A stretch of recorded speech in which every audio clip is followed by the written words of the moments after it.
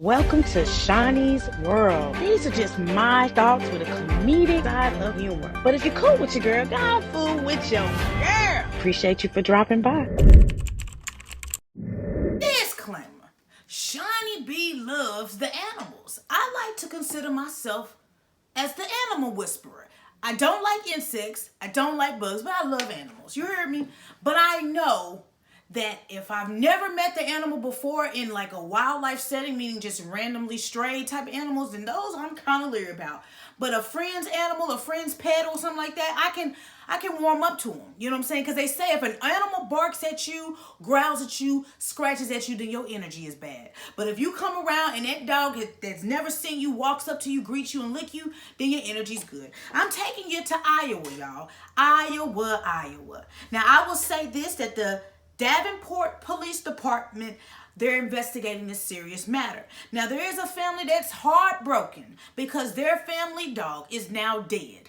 The dog is gone. Now, there's a video. I'm not going to show you the video, but I'm going to definitely show you those photos because you know I keep a photo. And it's going to give you both perspectives from both people's eyesight because we can always see a caption, run with the narrative, and not understand it from everybody's perspective. And that's what I'm going to try to do. Now, law enforcement, y'all have been on people's bad side because we've seen evidence where you just pull your gun out and you happy shoot.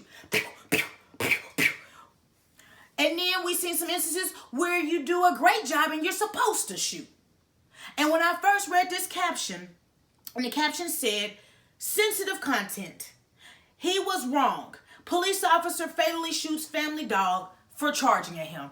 And when you saw the still picture, I said, fire that officer. But I said, wait 1 minute. All I need is 15 minutes. That's what I said to myself because I needed to see it from the police officer's perspective. I need to see the neighborhood's perspective and from the family's perspective. And indeed, this is it. So it appears that a phone call was made. Oh, 911, what's your emergency?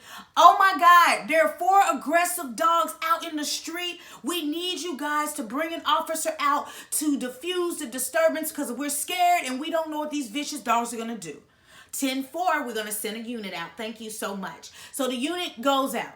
Now, this officer at the time was going towards the 4 aggressive dog area. Well, while he was going that way, he noticed this one black dog that was out too. And he politely told the children that was accompanying their pet dog to take their dog in the house. Just because he probably didn't want those other 4 dogs to come back the way, and he probably didn't want no confusion with that dog. So the kids did just that. They went ahead and they were walking back towards their home. I guess they didn't move fast enough, allegedly, because that's when the police officer comes back around to the front of the house and gets out the car. When he gets out the car, that's when the family dog that was originally going to go in the house turned around and said, and then started going towards the officer. Took off, actually. The dog looked like it was right near the steps of the home. And when the officer got out the car, the dog turned around and was like, something about to go down. And what did I tell you when I started? I said, if a dog attack or approach you and you ain't mess with it, then your energy bad. But that's neither here nor there. I don't know that man. I don't know that officer talked down on him like that. But what I'm saying is, Officer Ethan Bock went outside of his unit and the dog charged him. Now, the dog charged him, and this is what the dog looked like. At first, I was like, that dog didn't look like it was aggressive. That dog looked friendly until I saw this picture, and then I said, woo, woo, woo. That dog looked like we were about to attack. All I saw was canine teeth. Now, the officer proceeded to back up and hit the Heisman on there. You hit that Heisman on there, yeah. And then pulled out his service gun and pop, pop, bam, west side. He gave the dog all the bullets in the smoke. The dog was powerful enough to run back towards the family house, and then it fell, collapsed, and died from its injuries.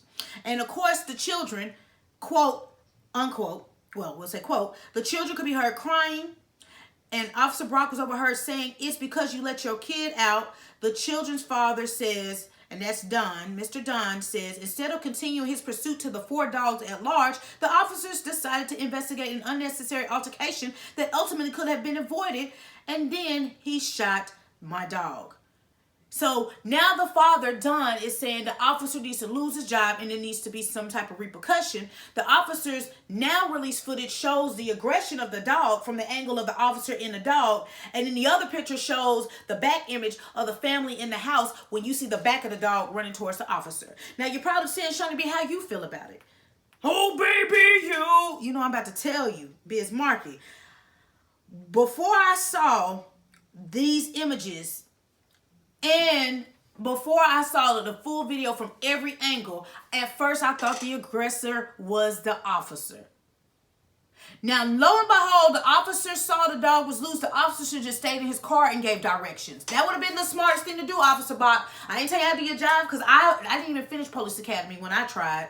But I'm just telling you, you don't know the dogs that you're going to the neighborhood, them 4 dogs that's in an altercation. You don't know what their energy is too. So are you going to get out the car with them too? So the fact that you don't know that dog, you should just stay in your car and gave them orders. Y'all, roll that window down. Y'all get in that house with that dog now. This is an order. Thank you. And in that way, that dog would have never approached you because we know as pet lovers that our animals, if they don't know you and you start walking up, they're thinking the children is protected and the family is protected. They thinking you're a threat. Even if you got an officer outfit on, that dog don't know you. So that dog gonna run towards you. Now that dog did not look nice in the picture. Now that dog might be nice to everybody else that know that dog in the neighborhood, but that dog didn't know you and it didn't look nice. I'm not saying you had to shoot to kill, but I'm saying, baby, that dog looked like it was ready to, it looked like it had pit bull syndrome. Like it was ready to snap your neck. And I can't tell you what your triggers are in life. I don't know what you've dealt with dogs. You could have got bit by a dog as a child and it could have put you in an emotional state of mind. But I really feel like if you had enough time to back up from the dog, you had enough time to tase that sucker. I would rather you tase it before you shot it. But at the end of the day, I can't tell you what to do because a few business weeks ago, I was getting my power walk on. I was hitting with the Olympic walk. I had my shoulders moving and I went around this little 4-box part of my neighborhood. And the first block was joyful. Joyful, joyful, joy, we adore thee. And when I got to that second block, as I walked up that incline of a hill, I see a white dog coming from their owner's porch with no leash. And the dog was like, "Rrr." And I'm looking at the dog, and the dog looking at me. The dog across the street, I'm across the other side of the street. I'm like, look, dog, I ain't got no smoke with you. So the dog comes and tries to go into the middle of the road, trying to go, "Rrr, rrr." And I'm like, I ain't had no stick. But what I was about to do was hopping on somebody's hood of their car because the dog kept coming closer as I'm trying to scoot out. Well, I got finally up the hill a little more, and the dog never left that part of the street and that part of the front of their owner's home. But the fact is, I don't know what somebody did to that dog prior to me walking, and I reminded that dog of that trigger, and the dog was ready to attack, even though I didn't do nothing to that dog. Have I gone back walking over there? Hell no. Because I know what my ugly ass need to not do. I don't need to take my ass over there because it ain't no leash on that dog. And that dog is really and ready to attack. However, if the circumstances were different and the dog was tied up, then I would have kept walking and ignored the dog because that ain't my place. But when your dog is not on a leash, the person that is getting the aggressive behavior, they don't know your dog. So they are thinking your dog is about to kill. We hear stories every day about dogs biting children, biting adults. You know, we don't know. And as I said, sometimes the dog has a sense of fear that puts it in that type of mode. Now, I don't think you should have shot to kill, but I can't tell you what to do when you're protecting yourself. I wish you never met them at all. I wish you would have got in the car and gave instructions from the car and go to the original disturbance that you got called out to, because you saw those kids with that dog and you saw that the dog wasn't a threat when it was with the kids. So for you to get out and give directions and then get out before you got out, before the dog got in, you created that atmosphere for the dog to act a fool. You should have just gave orders from the car, sir. That's just it. I know how much my dog means to me, and my dog is like my daughter child, my dog daughter. So if something happened to my dog, that is a piece of me. All of me loves all of you. That would hurt. But the fact that you murdered that dog in front of the family, the description of what an officer is supposed to do to them children, they don't like it. They now have a picture that an officer is aggressive and an officer is a murderer. But y'all should have been known these officers were murderers when they killed all these innocent black people. But we're not going to go there. But I'm just saying, now people can, I guess, from a different perspective, because people love animals way more than they love humans. Now they can see that sometimes the protocol just is to shoot and kill. And it don't feel good, because now it's going to be an investigation. Y'all have to relive this until somebody figures out, is the officer in line of duty what he's supposed to do, or was he out of order? And honestly, I feel like everybody involved could have been the resolution, so this would have never happened. The family could have took the dog in the house faster. The officer should never left his unit. He should have just said the orders from the car, or he should have just kept on going to the disturbance, because technically he already gave the children the order and they were complying. They might have been moving slower than he wanted, but he should have never got out that damn car. Do you understand? I hope you do. But again, the law's got to deal with this. And if the family win, then they're going to get paid. That's how it go.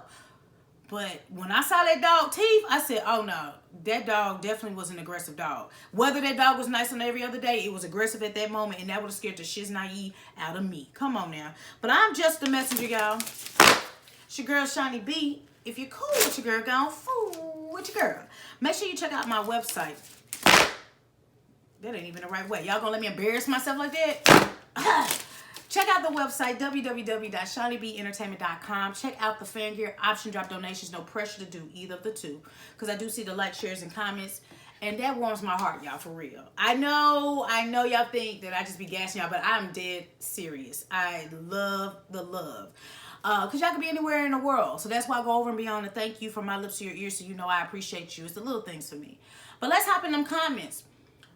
We always can look at a caption or a picture and make a synopsis based on half of the story. But now, since you have the angles of what the start of the interaction was to the end, who do you feel is responsible? Do you think everybody involved was responsible? Do you think the officer did overkill? Do you think the officer deserved to protect, to not be killed? Where's your stance on it? Or what is your stance on it? And I know it's going to be uncomfortable, because somebody's family lost their pet and somebody's children witnessed their favorite dog die. So that part we do have to keep in mind, that this is a sensitive subject. But because all angles have come out and we see it from start to finish, who's responsible? Whew, baby. I don't want no parts of that. Even though my dog looked very, very friendly, when people tell me, girl, can you lock that dog up? It's big. I lock her up. Even though I know my dog is really nice and all she do is want to lick on you and jump on your club clothes, I still keep in the back of my mind that somebody could have had a trauma with a past experience. So just because she's nice does not mean that your energy is good. And she could have a trigger her damn self and act a fool, even though she's never acted a fool in her 9 lives of living, okay? But y'all got to make sure that you stay out the damn way, so you don't have to be one of these stories. You hear me? But I'm just the messenger. So until next time, next story, and I'm out this pig.